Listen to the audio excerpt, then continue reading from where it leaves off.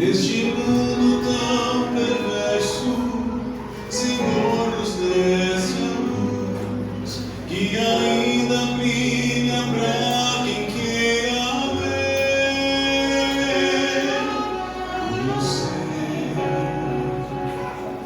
o teu sangue derramou quando lá naquela cruz morreu por mim. Por amor sofreu meu Cristo, por querer morreu, para que tenhamos vida eterna. Ó Senhor, teu sangue faz com que sejamos mais, ó sim sejamos mais que vencedores.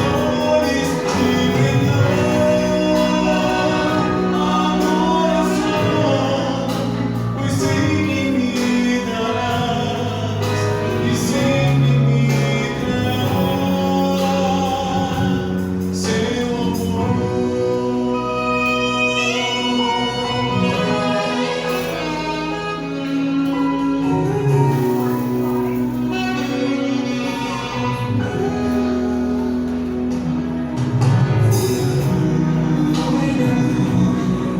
Foi na cruz que eu vi a luz e meu fardo fez-se leve por Jesus.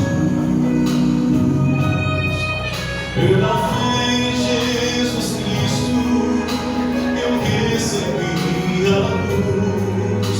Então para todo sempre cantarei. Ó Senhor, teu sangue faz com que sejamos mais, ó sim sejamos mais que vencedores. E me dão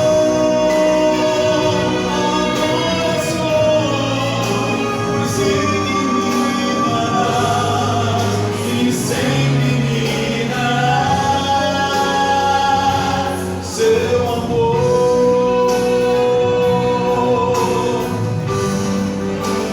Ó Senhor, teu sangue faz com que sejamos mais, ó sim sejamos mais que vencedores. E me dá adoração, pois sei que me darás e sempre me darás seu amor.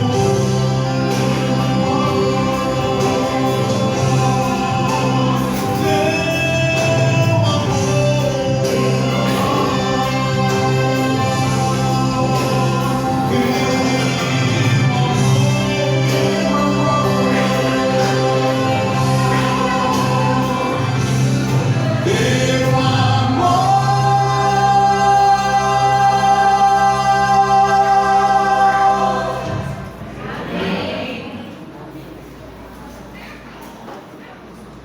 Som. Bom dia novamente. Queria apresentar para vocês o pastor Tadashi. O pastor, ele é assistente de comportagem da Associação Paulista Oeste. Ele vai estar passando mensagem para nós hoje. Que o senhor possa estar inspirado, professor, pastor, por Deus e pelo Espírito Santo, que o senhor possa ser muito bem-vindo aqui com a gente, tá bom?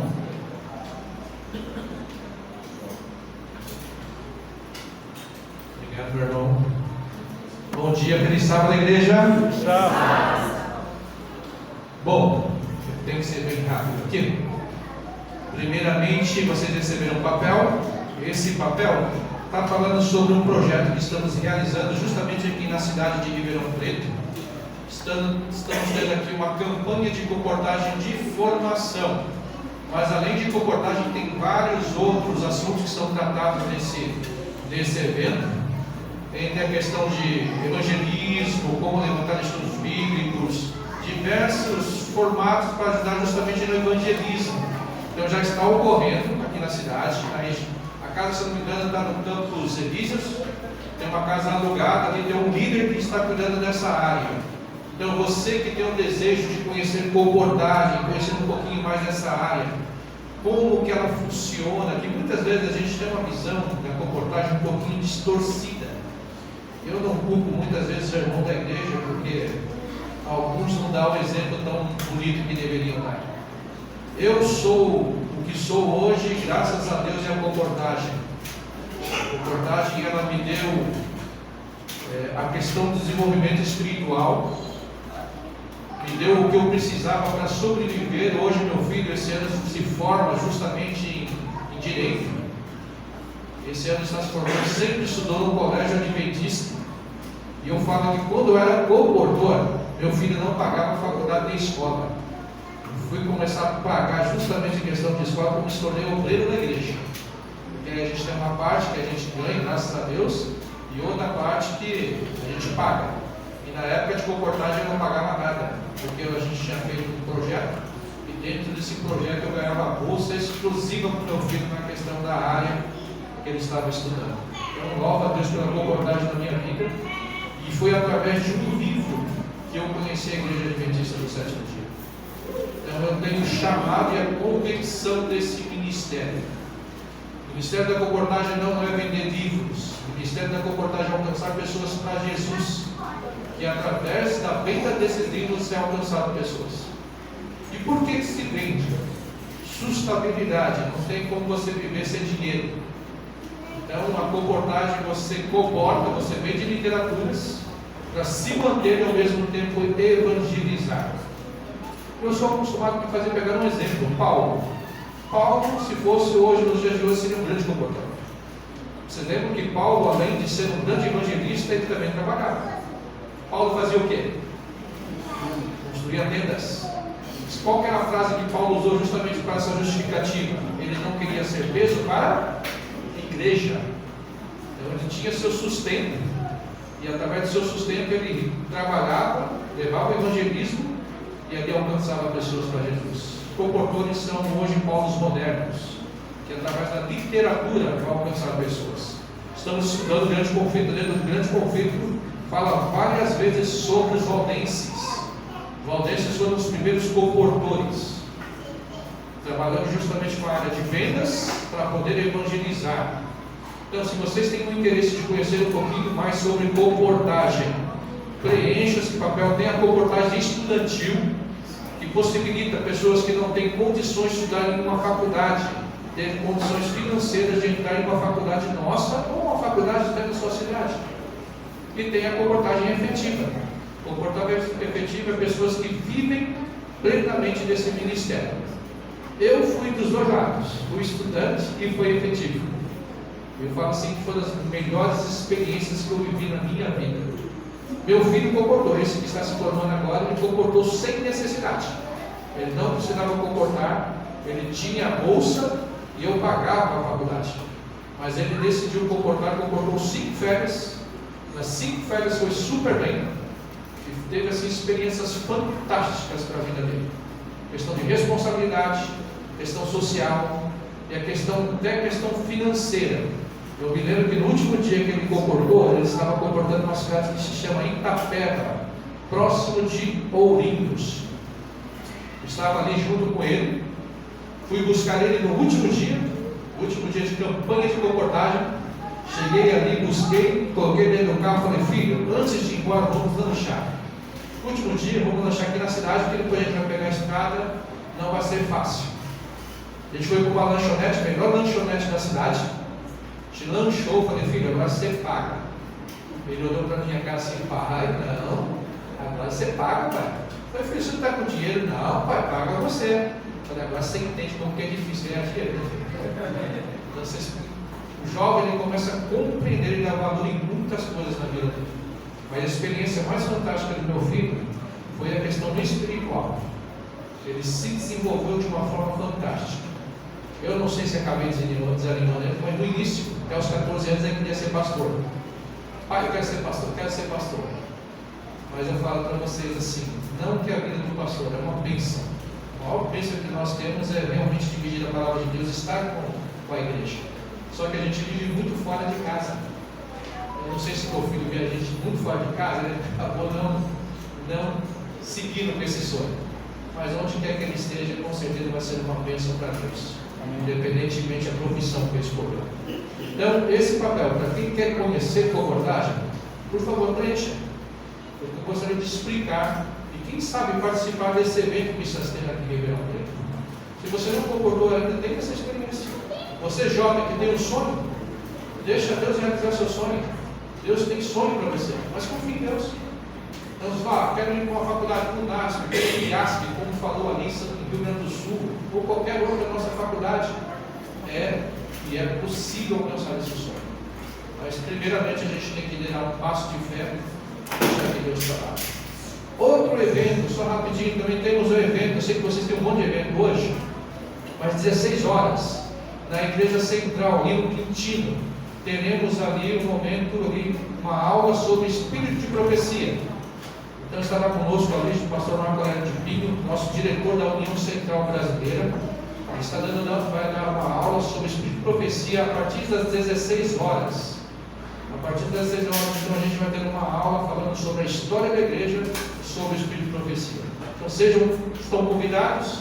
Quem puder participar, por favor, é super importante conhecer um pouquinho mais da história da igreja. A igreja, você compreende realmente que é um plano de Deus. Não surgiu por acaso nem por briga de pastor, mas por um plano de Deus. Então, quem puder participar também, 16 horas, na Igreja Central de Quintino. Bom, dados os anúncios, eu quero dividir com vocês a palavra de Deus, quero falar um pouquinho sobre chamado hoje. Chamado. Porque uns aceitam e outros não. Mesmo sendo cristãos. E o chamado não é questão que você é cristão que recebeu o chamado. Não é porque você está numa igreja, porque é um chamado. O chamado vai muito além disso. O chamado muitas vezes não é por você estar numa igreja, por compreender a missão que Deus tem para a sua vida. Muitas vezes a gente acha que o chamado é quando você aceita ali um apelo e vem e toma a decisão do batismo. E na verdade nem acontece no batismo. O chamado ele vem no seu coração, no momento, Deus sabe. Pode ser antes ou pode ser depois do batismo. Eu gostaria de dividir com vocês hoje sobre dois personagens que nos ensinam sobre a questão do chamado. Dois personagens na qual um eu sou apaixonado por ele. Um personagem que eu me identifico plenamente com ele. Vocês vão entender o porquê. Mas antes de poder estudar a palavra de Deus, vamos fazer uma oração para que Deus possa nos conduzir. Senhor, nosso Deus e querido Pai que está nos céus, Senhor, queremos ouvir a Tua voz. Amém. Que não seja eu falando, mas que seja Teu Santo Espírito nos orientando. E que possamos sair daqui compreender que o chamado que o Senhor tem para nós não é conforme nós entendemos um chamado, mas é conforme o Senhor quer nos orientar que seja o chamado. Por favor, nos capacite, nos dê esse coração aberto para essa mensagem em nome de Jesus. Amém. Então, o primeiro personagem está em 1 de Reis. 1 de Reis, capítulo 19. 1 de Reis, capítulo 19, versículo 19 em diante. 1 de Reis, capítulo 19, versículo 19 em diante. Vocês conhecem bem esse personagem e vocês vão entender o porquê eu me identifico com ele. Acharam? Bem? Se você está com sua Bíblia, pega o celular, não importa o formato, mas que tem a Bíblia em mãos. A palavra de Deus nos diz assim: partiu, pois, Elias dali e achou a Eliseu, filho de Safate, que andava lavrando com 12 juntas de bois adiante dele. Ele estava com a tua décima. Elias passou por ele e lançou o seu manto sobre ele. Então deixou este os bois, correu após Elias e disse: deixa-me beijar meu pai e minha mãe, e então te seguirei. Elias respondeu: vai e volta, pois já sabes o que fiz contigo. Versículo 21. Voltou Eliseu de seguir a Elias, tomou a junta de bois e os imolou, e com os aparelhos dos bois cozeu as carnes e as deu ao povo. Comeram, então se dispôs e seguiu Elias e o servia. Primeiro personagem, Eliseu. Eliseu, filho de Safate. Agora uma pergunta: essa família de Eliseu, a família de Safate, era uma família cristã? Sim ou não? O que vocês acham? Você volta ao versículo antes, está ali, ó, versículo 18. Também conservei em Israel 7.000, todos os joelhos que não dobravam a Baal, e toda a boca que não beijou. Dentro das famílias, essa família era uma família que não dobrou seus joelhos a Baal. É uma família que cria justamente em Deus. Era uma família temente a esse Senhor tão maravilhoso que é o nosso Deus. Então a família de Eliseu era uma família cristã, temente a Deus. Tanto que, se você for estudar o contexto da vida, do chamado de Eliseu, Deus já havia orientado Elias que deveria buscar. Então, ali está Eliseu, junto com a sua família, junto à fazenda dessa família, arando a terra. Por que eu me identifico justamente com Eliseu? Eu fui criado em roça, gente. Eu comecei a trabalhar com 7 anos. Eu entendo muito de roça, principalmente nesse formato. Na minha época, meu pai arava a terra, não com tantos bois como Eliseu, com menos boi, mas tombava a terra com bois. Só que o arado que ele usava era um arado de ferro. Na época de Eliseu, era um arado de madeira. Então está ali Eliseu tombando a terra com 24 bois. Imagina só, vocês acham que é fácil, mas cuidar daquele aparelho de virar terra, ele exigia força, porque o boi não somente puxava, mas ele não coordenava o aparelho. Quem coordenava o aparelho é quem estava segurando aquele aparelho. Então exigia-se muita força. Eliseu era bem jovem ainda quando ele recebeu esse chamado. Eliseu então estava ali arando a terra, preparando justamente para plantar. E por que Eliseu estava preparando a terra para plantar? Quando você estuda a Bíblia, você tem que pegar todos os contextos possíveis da história. Quanto tempo não havia chovido lá em Israel? Vocês lembram da história? 3 anos e meio sem chuva. Agora imagina só, um agricultor que vê chuva, o que ele vai fazer depois de tanto tempo sem plantar? Arar a terra. Então está justamente Eliseu, um jovem. Jovem, escutam bem. Hoje a gente tem uma dificuldade com leis, né? Hoje o risco de você colocar uma criança para trabalhar, um jovenzinho para trabalhar, você fica bem preso. Mas naquela época, o jovem desde pequenininho já trabalhava. Estava ali o jovem Eliseu então arando a terra, preparando os sumos da terra para lançar as sementes. Quando de repente surge esse personagem que é Elias. Elias, mandado por Deus, então teria que escolher agora Eliseu como seu sucessor. Elias então vê aquele jovem e joga seu manto sobre Eliseu. Eliseu então compreendeu o que significava aquele manto sobre ele. Era um chamado. Era um chamado que o profeta, através de Deus, havia agora lançado sobre esse jovem. Responsabilidade. Jovem hoje correntista, né? E ali a responsabilidade agora cairia sobre Eliseu de ser um novo profeta. Então Eliseu compreendeu, olhou para Elias e falou: Elias, eu compreendi, mas eu preciso fazer uma coisa. Eu preciso despedir-se do meu pai e da minha mãe. Então Elias olha para ele e fala: jovem, você vai, mas volta. Isso aqui, depois você vai entender o tão importante que é esse você vai, mas volta. Eliseu então ele vai para sua casa ao encontro dos seus pais. Chega em casa, naturalmente, quem ele vai encontrar em casa? Se Eliseu estava trabalhando, o pai dele estaria na casa dele? Não. Encontra quem? Sua mãe. Quem aqui já morou em roça ou já teve uma experiência em roça? Pouca gente, né? O pessoal da cidade grande é assim, né? Eliseu, provavelmente a sua mãe, já estava preparando um almoço há muito tempo. Então sua mãe vê Eliseu chegando, acha estranho. Eliseu chega daquela forma eufórica de jovem. Pai, mãe, eu tenho uma notícia para te dar, mas papai está em casa? Não, filho, dá um almoço aí. Seu pai está trabalhando.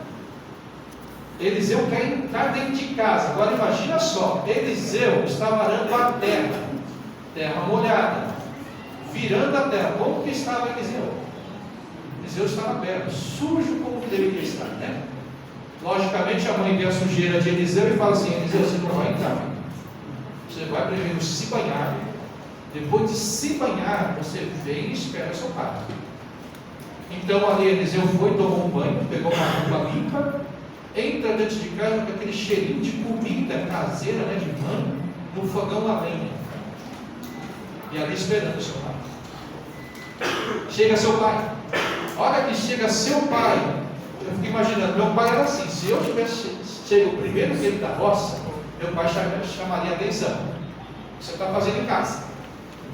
Eu fico imaginando, olha que o pai de Eliseu olha ele dentro de casa, ele fica surpreso. Então chega ali e fala: mas filho, o que você está fazendo em casa? Foi quando então Eliseu fala: pai, vem cá. Mas chama a mãe também. A mãe com certeza preparando toda a mesa. E chama os dois. Eu tenho uma notícia. O profeta de Deus está lá na portaria da fazenda. E ele fez um chamado. Eu devo seguir. Primeira inquietação dos pais: por que o profeta de Deus não veio até aqui? Por que não veio falar com o papai e a mamãe? Primeira lição importantíssima. O profeta de Deus, um homem de Deus, ele sempre tem pressa de anunciar uma mensagem. Se Elias ele fosse até a casa de Eliseu, imagina só como não seria se ele estivesse ido. Os pais com certeza iam tomar muito tempo de Elias. Eles sabendo disso, ele não foi. Tanto que quando ele fala: Eliseu vai, mas volta, ele já tinha justamente em mente isso. Eu não vou, mas vai lá, filho, e volta, porque eu estarei te esperando.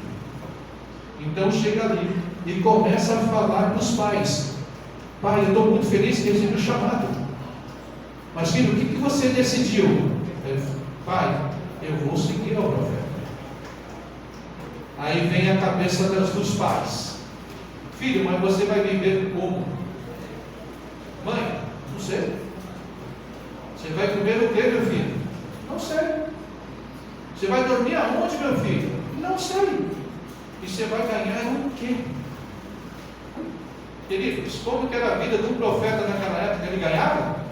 Vocês conhecem a história de Eliseu, né? Eliseu negava justamente quando queria pagar algo para ele. Porque que vinha de Deus, ele deveria ajudar as pessoas. Então não sabia, não tinha salário. Segundo, ele sabia onde ia dormir? Não sabia, porque a vida do profeta era seguir. O que Deus pedia para alguém entrar. Provavelmente a única direção que tinha o profeta era ir para a escola dos profetas. A única certeza que Eliseu tinha é que ele teria que servir os profetas. A única certeza. Ela lavar o pé do profeta, ela fazer comida para o profeta. Essa era a única certeza que ele tinha. Então os pais, olhando para Eliseu, ele fala assim: mas filho, meu pai não tem, aceitei o chamado, estou feliz. E ali então Eliseu se despede dos seus pais e começa a voltar para o encontro com Elias. Só que nessa volta, Eliseu então ele olha ali para os bois, olha para aqueles aparelhos de madeira e fala: olha, taca fogo, vamos matar, mata os bois e vamos fazer o quê? Um churrasco. Está na Bíblia, não sou eu que estou inventando, está ou não está na Bíblia? Queridos, está ou não está na Bíblia? Ele mata os bois, cozinha as carnes, chama os seus empregados e ali se despede deles. Então segue ao profeta. Outra lição importante: por que Eliseu quebrou ali justamente aquelas juntas de boi? Você sabe por quê? Porque Eliseu agora já não olharia mais para trás. A partir do momento que Eliseu quebrou aquelas juntas, a partir do momento que ele se despede dos seus pais, ele teria um caminho novo a seguir. Eliseu não olharia mais para trás. Agora ele teria que seguir um novo caminho e seguir o que Deus havia planejado para ele. Então ali comemorou, porque estava feliz. Por isso que ele fez o churrasco. Por isso que ele fez os cozidos. Estava feliz pelo chamado recebido. Então ali ele se despede, quebra tudo, demonstrando que agora teria que seguir os propósitos de Deus, mas estava feliz para seguir esse propósito. Primeira coisa, essa para mim é das mais importantes.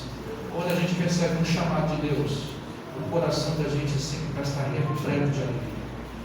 Não interessa o tanto de dificuldades que iremos desfrutar na nossa frente, mas sempre estamos felizes para realizar os propósitos de Deus.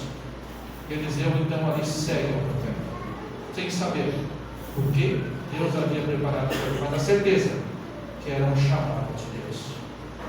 Queridos, de vez em quando alguém me pergunta, Tadashi, é criatividade demais. Eu não criei essa história. Se vocês forem lá no livro Patriarcas e Profetas, Ellen White fala justamente desse chamado. E é mais ou menos nessas palavras.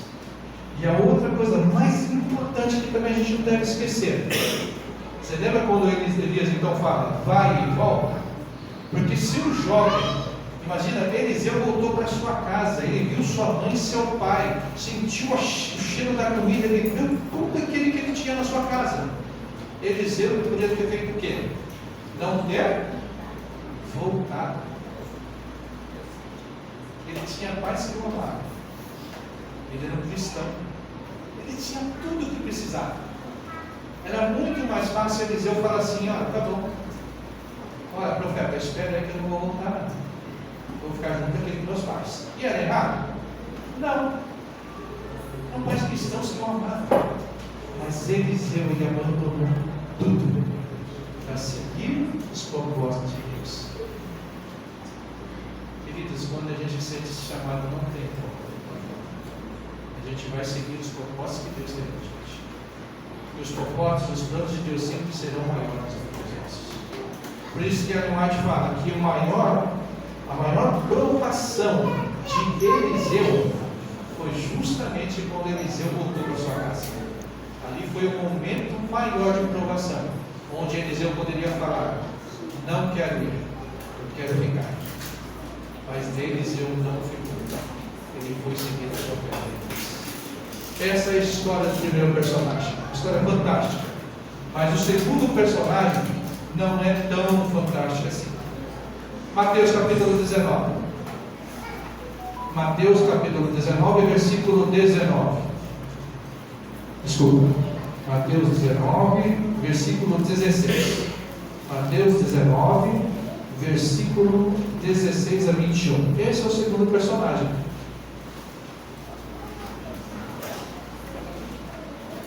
Esse personagem já foi um pouquinho diferente a história dele. Vocês também conhecem bem a história dele. E a palavra do Senhor diz assim: E eis que alguém, aproximando-se, lhe perguntou, Mestre, que farei eu de bom para alcançar a vida eterna? Respondeu-lhe Jesus, por que me perguntas acerca do que é bom? Bom só existe um. Se queres, porém, entrar na vida, guarda os mandamentos. E ele lhe perguntou, quais? Respondeu Jesus, não matarás, não adulterarás, não furtarás, não dirás falso testemunho. Honra teu pai e tua mãe, e amarás a teu próximo como a ti mesmo. Replicou-lhe o jovem, tudo isso tenho observado. O que me falta ainda? Disse-lhe Jesus, se queres ser perfeito, vai, vende o que dos teus bens, dá aos pobres e terás um tesouro no céu. Depois vem e segue-me.